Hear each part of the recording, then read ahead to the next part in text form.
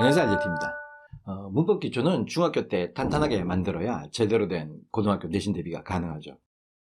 중등문법책은 이 영상에서 소개를 해드렸는데요. 오늘은 문법책 한 권을 여러 번 보는 것보다 여러 가지 문법책을 혼용해가며 수준을 레벨업하는 방법에 대해서 설명해 볼게요.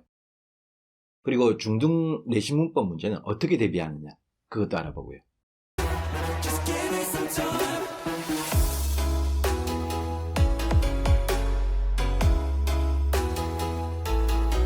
물론 영어 선행이 제대로 됐다면 중학교 내신 대비가 그다지 어렵진 않을 겁니다. 왜냐하면 중학교 내신은 절대평가고요. 학교별로 케바케겠지만 A를 받을 확률은 30에서 많으면 40% 후반대거든요. 그렇다고 해서 내신 대비도 하지 않고 기본 실력만 믿다가는 범위가 지정된 시험에서 혼자 된통 당할 수 있죠. 즉, 내신 기간엔 내신 집중 모드의 공부를 당연히 해야 한다는 겁니다.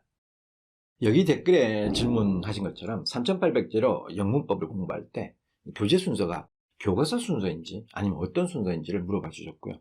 또 2학년 1학기 내신 대비를 할 때 학교에서 어떤 문법을 배우는지 궁금하다고 해 주셨는데요. 일단 지금 다니고 있는 중학교 영어 교과서의 출판사를 먼저 아셔야 하고요. 당연히 아신다면 3800제 제일 뒷부분을 보시면 이렇게 교과서 활용 진도표가 있거든요.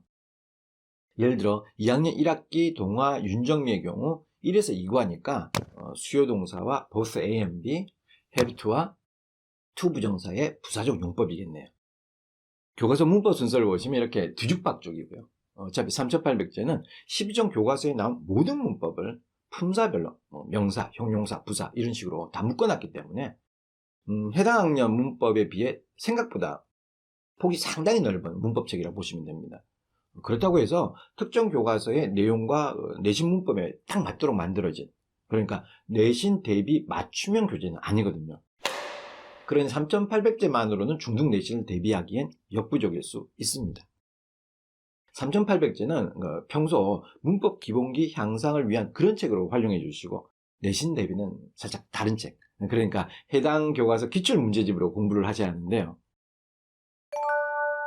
내신 대비 기출문제집으로 제일 많이 해본 책은 백발백중 아니면 내신 콘서트라는 책인데, 이 두 교재는 영역별로 접근해서, 그러니까 어휘, 대화문, 문법, 교과서 본문, 서술형, 실전 문제풀이까지 교과서를 정말 아주 꼼꼼하게 다각도로 분석해 놓은 책이거든요. 게다가 백발백중에 부록으로 들어있는 엑스텐의 경우 단어, 대화문, 본문까지 암기할 수 있도록 암기한 걸 그대로 필사하는 형식으로 학습할 수 있는 그런 부분도 있거든요. 그러니 제대로만 본다면 이 교과서 본문이 통째로 암기되는 수준인 거죠. 수업하다 보면 정말 토시 하나 안 틀리고 달달 외우는 학생도 있지만 문장 암기를 무척 힘들어하는 학생들도 있거든요.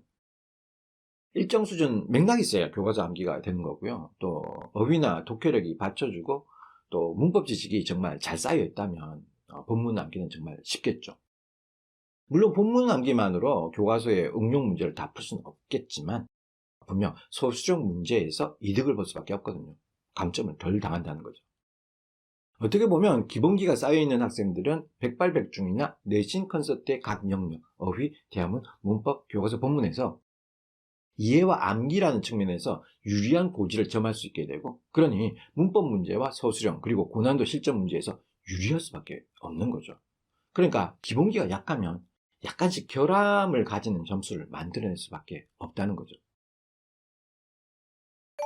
그럼 중학교 문법 기본기는 어떻게 쌓을까요? 이건 나중에 고등 서술형과 직결된 문제라서 정말 제대로 해야 되는 부분이거든요. 먼저 중학교 문법을 크게 세 가지 수준으로 나눠보면요.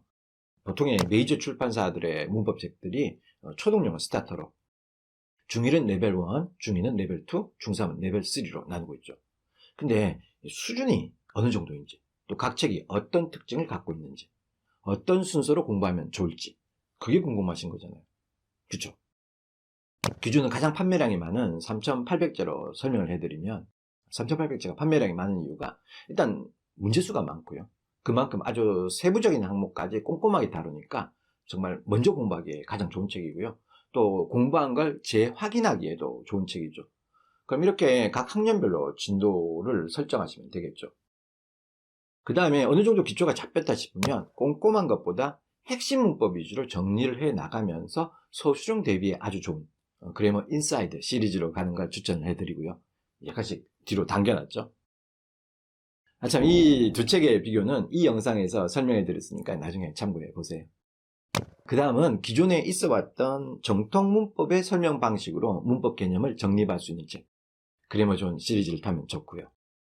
왜냐하면 거의 모든 중고등 문법 개념을 확실하게 머릿속에 정리할 수 있는 책이라는 거죠. 그 다음은 다시 내가 그 개념을 알고 있는지 문제풀이를 통해서 핵심 문법만 다시 정리하고 싶다면, 그러니까 문법의 기본 개념서를 공부한 후에 문제로 연습하면서 복습하기에 좋은 책, 문제로 마스터하는 중학 영문법 문마종 시리즈로 가는 거죠. 마지막으로 핵심 문법 위주로 요약 정리와 필수 예제가 잘 정리되어 있는 천일문 그래머 시리즈, 천일문 말고요, 천일문 그래머 시리즈를 통해 문제를 풀면서 마무리하면 좋을 듯 합니다. 이렇게 표를 보시면서 책의 난이도를 살짝 참고하시고 다음 책은 어떤 책으로 할지 직접 골라보시기 바랍니다. 밑에 설명창에 이미지 파일 링크 걸어놨으니까요. 나중에 휴대폰에 다운하신 다음 확대해 보시면 책 이름이 다 보이실 겁니다. 물론 이 표는 각 학년에 맞춘 진도에 해당하니까 빠른 선행을 원하시면 한두 칸씩 앞으로 당기셔도 좋겠죠. 그쵸? 더 큰 그림은 고등 내신이죠. 근데 고등학교 올라가면 영어 시험 범위가 엄청 넓어진다는 거 다들 아실 겁니다. 게다가 출제되는 문법 문제는 중학교 때처럼 범위가 지정되는 게 아니라 모든 문법을 그냥 다 묻는 형식으로 출제가 되거든요.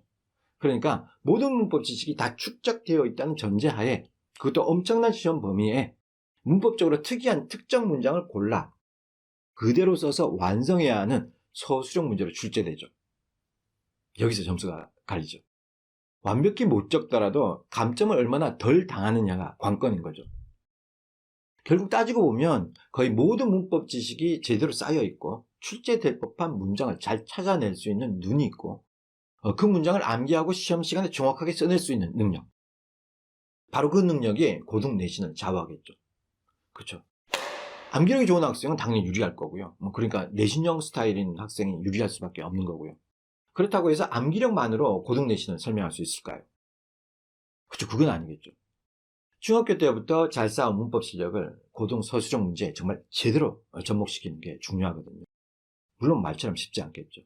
게다가 문법책만 뗀다고 될 문제도 아니고 생각보다 까다로운 고등 서술형, 어떻게 보면 고교 학점제 세대 28학년도 서술형 수능 대비까지, 이건 어떻게 해야 하냐고요. 그건 다음 시간에